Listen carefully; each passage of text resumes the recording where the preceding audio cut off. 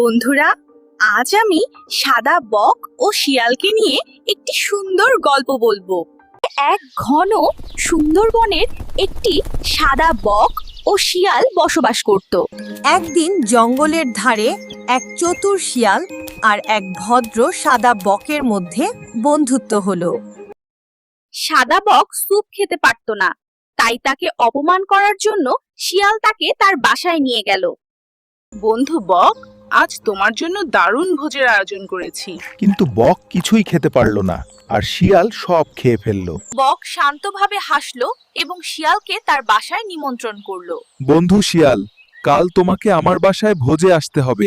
সাদা বক তার লম্বা ঠোঁট কলসির মধ্যে ঢুকিয়ে দিয়ে খাবার খেয়ে নিল, কিন্তু শিয়াল পারল না এবং তার ভুল বুঝতে পেরে, বন্ধু, আমি ভুল করেছি, আমাকে ক্ষমা করো।